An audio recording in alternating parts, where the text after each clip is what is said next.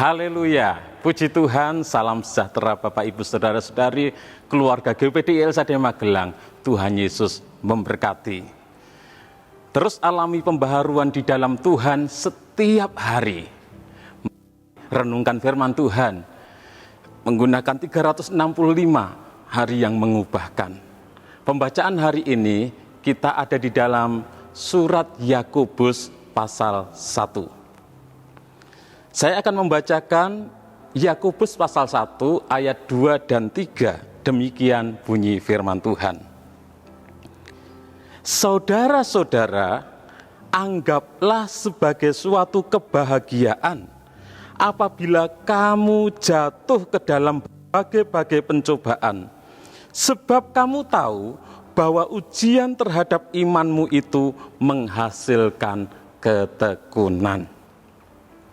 Bapak, Ibu, Saudara yang kasih oleh Tuhan, kalau kita mengobservasi, menyelidiki, mempelajari kitab Yakobus ini, siapakah penulis kitab Yakobus ini? Dengan jelas disebutkan di dalam ayat pertama dikatakan, salam dari Yakobus, hamba Allah dan Tuhan Yesus Kristus. Jadi dengan jelas, penulis kitab Yakobus adalah Yakobus. Namun kalau kita membaca di dalam Alkitab, ada banyak nama Yakobus yang dituliskan di dalam Alkitab. Murid Tuhan Yesus ada 2 yang bernama Yakobus. Yakobus anak Zebedeus dan juga Yakobus anak Alfeus. Ada juga Yakobus yang lain. Yakobus yang mana yang menulis surat Yakobus? Ternyata yang menulis surat Yakobus bukan salah satu dari ke-12 murid Yesus. Bukan salah satu dari ke-12 rasul. Penulis surat Yakobus adalah Yakobus, saudara Tuhan Yesus. Di dalam Galatia 1 ayat yang ke-19, di sana dituliskan, tetapi aku tidak melihat seorang pun dari rasul-rasul yang lain kecuali Yakobus, saudara Tuhan Yesus. Peristiwa ini terjadi ketika Paulus datang ke Yerusalem, mengunjungi Rasul Petrus, 15 hari menumpang di rumahnya. Dia tidak menjumpai rasul-rasul yang lain, kecuali hanya Yakobus, saudara Tuhan Yesus. Dan inilah Yakobus, saudara Tuhan Yesus ini, dialah penulis kitab Yakobus. Jadi bukan salah satu dari murid Yesus, tetapi Yakobus, saudara Tuhan Yesus. Ditujukan kepada siapa surat Yakobus? Dalam Yakobus 1 ayat 1 jelas dikatakan, kepada ke-12 suku di perantauan. Artinya kepada orang-orang Kristen Yahudi yang tersebar di seluruh dunia, yang ada di perantauan. Mengapa Yakobus, saudara Tuhan Yesus, menulis surat Yakobus? Karena Tuhan Yesus menampakkan diri kepadanya sesudah kebangkitannya dan memberikan anugerah kepadanya, sehingga dia menuliskan surat Yakobus ini. Di dalam 1 Korintus 15 ayat yang ke-7 dikatakan, selanjutnya ia menampakkan diri kepada Yakobus, kemudian kepada semua rasul. Jadi Yesus menampakkan diri kepada Yakobus, Yakobus saudara Yesus. Sesudah itu baru kemudian menampakkan kepada ke-12 rasul, kepada murid-muridnya. Apa tujuan surat Yakobus ditulis? Surat Yakobus berisi pengajaran. Tujuannya untuk membimbing umat-umat Tuhan keluar dari kesalahan dan menuju hidup yang benar. Kalau kita kembali kepada ayat pokok kita, di dalam Yakobus pasal 1 ayat 2 dan 3, pengajaran apa yang disampaikan di dalam ayat tersebut?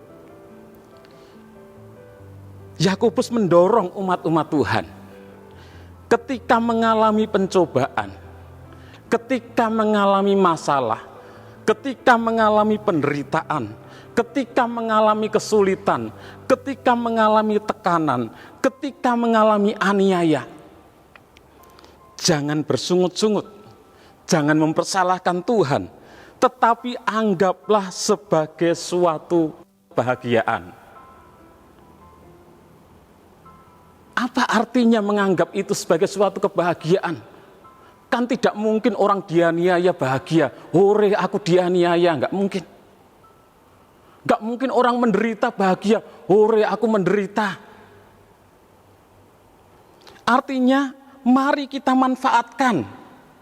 Ketika kita mengalami pencobaan, tekanan, penderitaan, kesulitan, kita manfaatkan hal itu untuk bertumbuh ke arah Tuhan.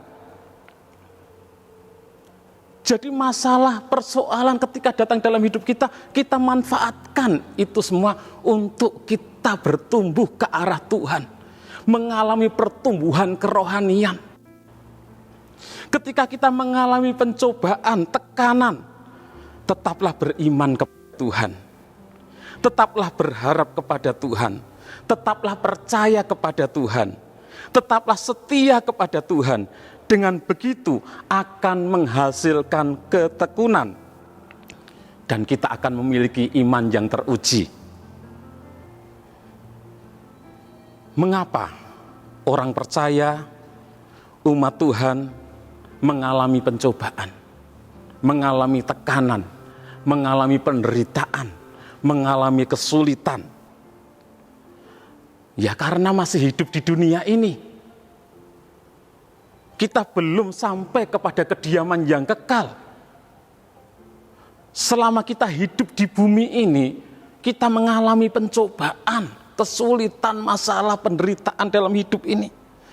Di dalam kitab Ayub pasal 7 ayat 1 dikatakan, bukankah manusia harus bergumul di bumi dan hari-harinya seperti hari-hari orang upahan? Jadi siapapun juga, baik kita umat-umat Tuhan, kita yang masih hidup di dunia ini, kita mengalami yang namanya pergumulan, pencobaan, masalah dalam hidup ini. Kalau kita sudah berada di kediaman yang kekal, di surga, sudah tidak di bumi ini, baru di sana tidak ada penderitaan, di sana tidak ada air mata, tidak ada kesulitan. Bapak, Ibu, Saudara yang dikasihi oleh Tuhan, ketika mengalami pencobaan, kesulitan, tekanan, pergumulan, masalah di dalam kehidupan ini, kita memerlukan hikmat untuk kita memiliki kemampuan, kesanggupan untuk melewati semuanya itu. Kita memerlukan hikmat untuk menyelesaikan semuanya itu. Dan Yakobus memberikan nasihat untuk berdoa dengan iman, meminta hikmat kepada Tuhan. Maka Allah akan memberikan hikmat sehingga kita mampu menghadapi, kita sanggup melewati, kita dapat menyelesaikan pencobaan, masalah, persoalan, kesulitan yang datang dalam hidup kita. Di dalam Yakobus 1 ayat 5 dan 6 saya bacakan. Tetapi apabila di antara kamu ada yang kekurangan hikmat, hendaklah ia memintakannya kepada Allah yang memberikan kepada semua orang dengan murah hati dan dengan tidak membangkit-bangkit. Maka hal itu akan diberikan kepadanya. Hendaklah ia memintanya dalam iman dan sama sekali jangan bimbang. Sebab orang yang bimbang sama dengan gelombang laut yang diombang-ambingkan kian kemari oleh angin. Jadi di dalam menghadapi pergumulan, masalah, persoalan, kita perlu hikmat. Mintalah kepada Tuhan dalam iman. Jangan bimbang. Tuhan akan memberikan hikmat, memberikan kita kemampuan untuk kita sanggup mengatasi, sanggup melewati setiap pencobaan yang datang di dalam kehidupan kita. Interpretasi pelajaran apa yang dapat kita ambil dari Yakobus pasal 1 ayat 2 dan 3 ini? pelajaran yang kita dapatkan adalah bahwa semua orang yang tinggal di dalam dunia ini mengalami pencobaan. Semua orang yang tinggal di bumi ini mengalami masalah dan persoalan, penderitaan, karena masih tinggal di dunia ini. Dan saat kita mengalami pencobaan, berdoalah minta hikmat dari Tuhan. Tetaplah beriman kepada Tuhan. Tetaplah percaya kepada Tuhan, tetaplah berharap kepada Tuhan, dan tetap setia kepada Tuhan. Aplikasi di dalam kehidupan kita, Bapak Ibu Saudara, ketika kita menghadapi penderitaan, ketika kita menghadapi kekurangan mungkin, ketika kita menghadapi kesulitan, ketika kita menghadapi pergumulan di dalam hidup ini, tetaplah bersyukur kepada Tuhan. Tetaplah bersyukur. Berdoa minta hikmat dari Tuhan. Dan tetap percaya, tetap setia kepada Tuhan.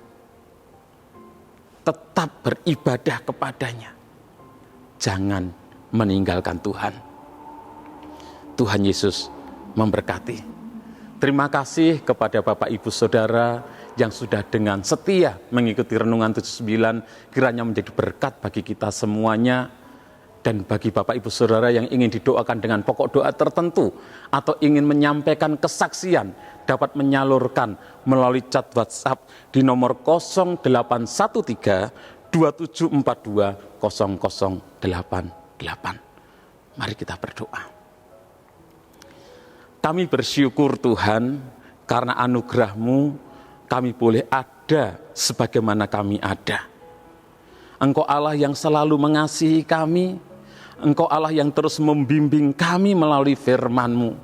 Dan saat ini kembali Engkau membimbing kami di saat kami mengalami pencobaan, mengalami kesulitan, mengalami penderitaan, mengalami pergumulan dalam hidup kami ini Tuhan.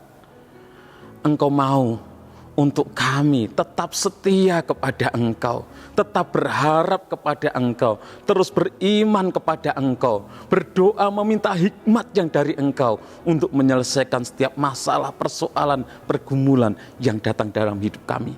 Kami percaya Engkau Allah yang setia, Engkau Allah yang selalu memberikan kami kekuatan, kemampuan, hikmat untuk kami dapat menyelesaikan setiap pergumulan, persoalan yang datang dalam hidupan kami Tuhan.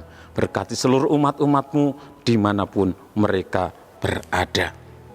Kiranya kami keluarga GPD LSAD Magelang menyanyikan kasih setia-Mu Tuhan selama-lamanya. Kiranya kami memperkenalkan kesetiaan-Mu turun-temurun. Sebab kasih setia-Mu dibangun untuk selama-lamanya. Kesetiaan-Mu tegak seperti langit. Di dalam nama Tuhan Yesus Kristus kami berdoa dan bersyukur. Haleluya. Amin.